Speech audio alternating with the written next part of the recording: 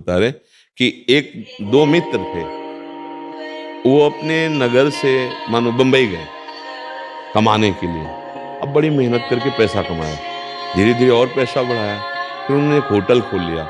बहुत जोर का होटल चलने लगा। अब करोड़ों रुपए का मालिक। तो उसके मित्र का मन बदल गया कि जा अगर ये मित्र मर जाए तो पूरे प्रॉपर्टी का मैं अधिकारी। उसने अब मित्र के साथ विश्वासघात, जहर खिला दिया और वो मर गया।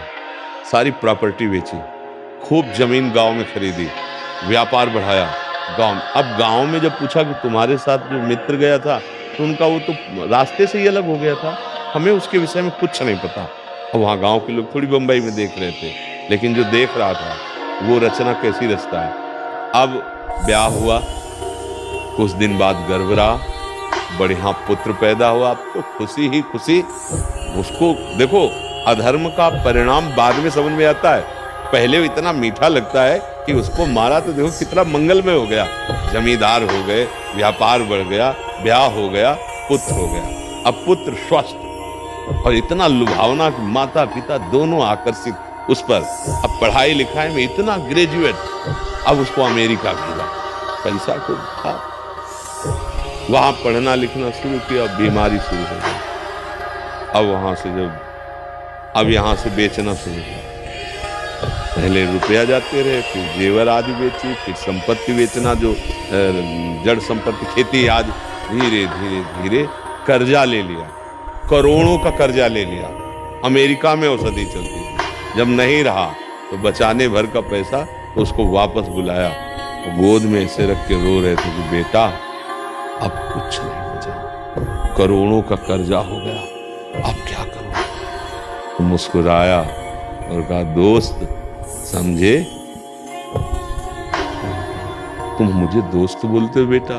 बोले हाँ, वही बंबई वाला दोस्त, पूरा हिसाब बराबर, कर्जे में, और ये जा रहा हूं। और शरीर छोड़ा चला गया, मिटिया मेट हो गया। समय दिया गया था कि आप इस योनि में आएंगे और तुरंत मुक्त हो जाएंगे।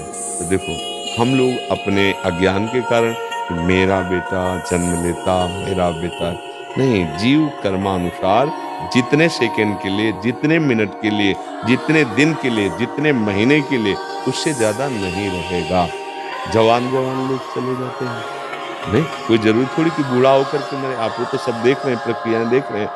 तो इसलिए विवेक का आश्रय लो तो धैर्य पूर्वक समझ पाओगे, मोह का आश्रय लोगे तो आप भगवान पर दोष दोगे।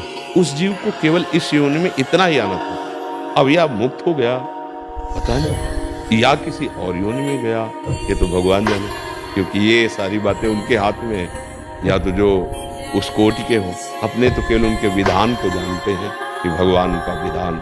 हाँ सुनो भरत, भावी प्रबल, बिलख कहो मुनिनाथ, हानि लाभ जीवन मरण जस अपयस विधान, उनके विधान के हाथ में।